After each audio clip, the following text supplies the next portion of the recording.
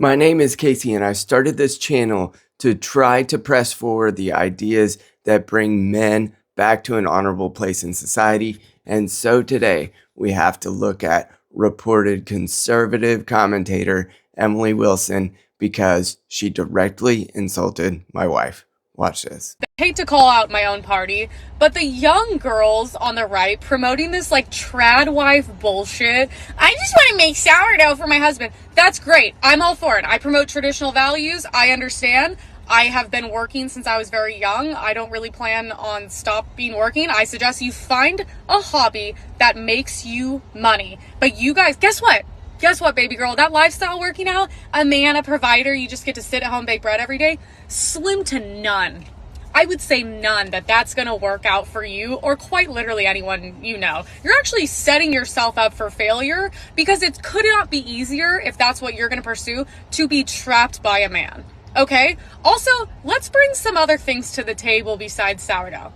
Guys want to be mentally stimulated as well as physical, okay? But I'm just like, please, you guys are too young to be promoting this. And also, by the way, it's cringe. I want to take a little bit of her case point by point because I do believe that it deserves to be refuted. There are women who are happy in the type of arrangement that she's describing where they get to stay home, bake sourdough, and raise kids. But also, there should be hope for those of us out there who are still seeking that engagement, that this is not an impossibility, no matter what feminism says.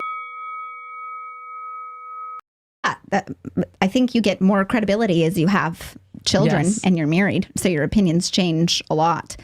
I think the main one that sticks out, probably, I don't know if you want to talk about it or not, is like I think I used to be more pro or more open to women working, and now I'm not. Yeah, so break that open for us. I'd love to hear how. Well, that's it. Hey, thanks for watching. Reading from Matt Walsh's article on the Daily Wire, he says feminism is not compatible with any meaningful definition of conservatism. Whatever conservatism is trying to conserve, like marriage, family, and Western civilization itself, feminism militates against. And yet many feminists have become mouthpieces in the movement and are accepted as such as long as they wear a red MAGA hat and say that they don't like immigration or whatever. Now, there is a cadre of new influencers that have come into conservatism because the tent has gotten so large in the last couple years. And you can see the dividing line when it comes to things like IVF, when it comes to things like immigration, or there's just a lot of room, and even fiscal policy. There's a lot of room.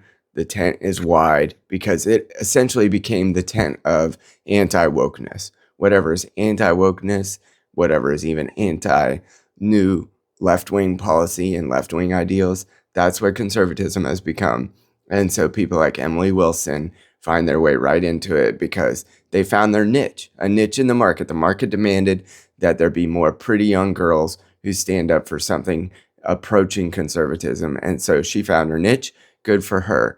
And being an Instagram influencer, I'm sure at some point pays pretty well. You have 500,000 followers or however many on X as she has, which actually is monetized. She probably makes a reasonable living doing what she's doing.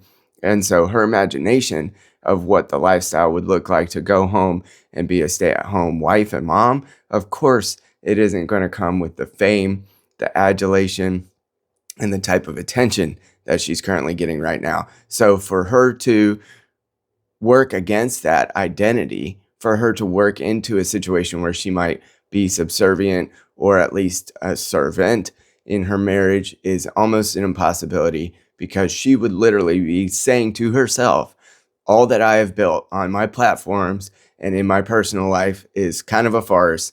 Let me go sell that away in order to be a stay-at-home mom. It probably isn't an easy thing to intellectually take in for her. Now, I want to check in on the two-income situation. Does everyone in our modern society need a second job in order to make it work? Well, you may have to accept a little less. And what Emily Wilson is probably unwilling to do is to accept a little less.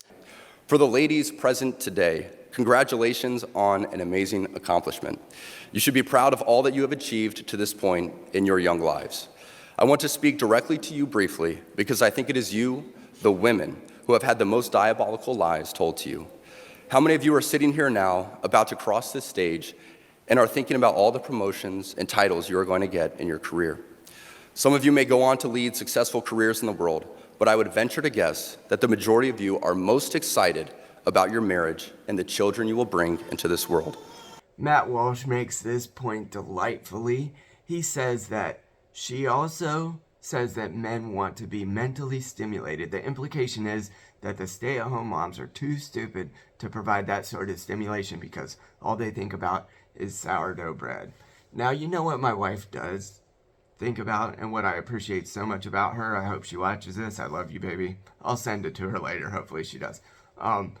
What I really appreciate that she thinks about is how best that our children can thrive, how we can treat them as parents with ways that will promote their thriving, and how she sits down in the morning, every morning, because of the freedom that's been given to her by being a stay-at-home mom. She sits down every morning and reads the Bible. Ladies and gentlemen, we are increasingly told, men and women, that we don't need each other. I am here to tell you we do.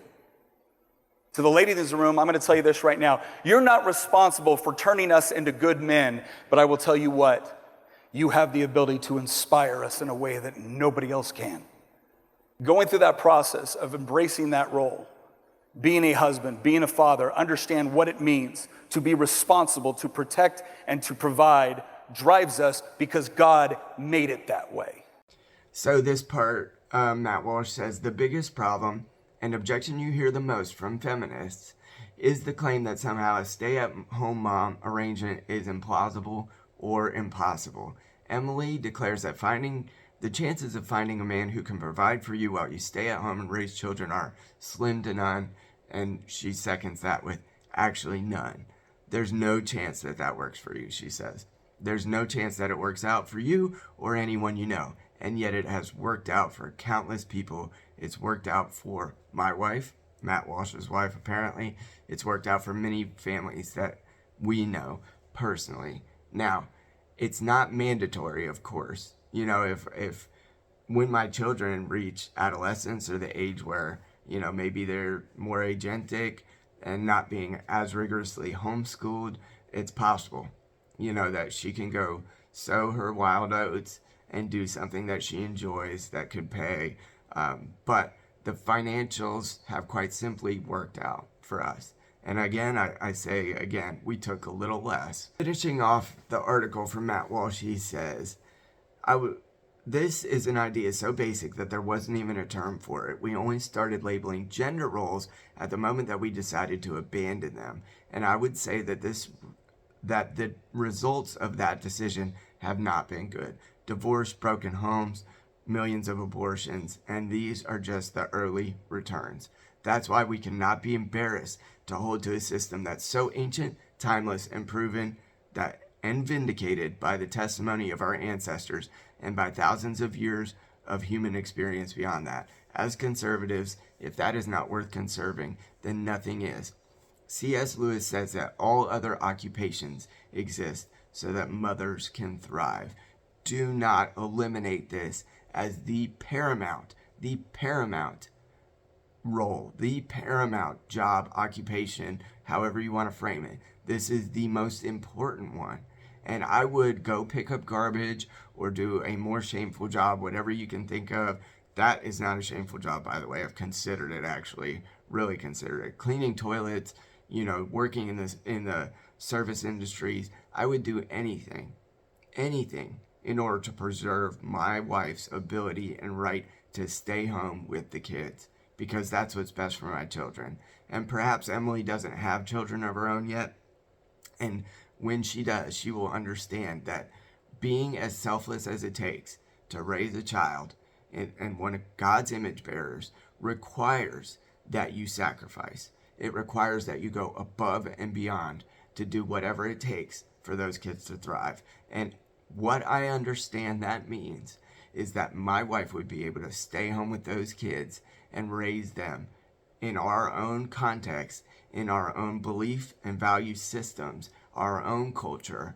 That is what I want for my children, because I believe that's what's best for them. And I would literally scrape gunk off of a grease trap in a Chick-fil-A for the rest of my life if that meant that my mom could do that as a stay-at-home mom. God bless her for that. And I'm really grateful for her willingness to do that. I believe there's a chance she might be a coelacanth. You know, a coelacanth was like some type of crustacean that everybody thought was extinct, and then they found one at the bottom of the ocean, and it ended up still being like an ancient dinosaur-esque animal that still survived today. Maybe she is. Maybe my wife is the one out of a million. I certainly believe she is.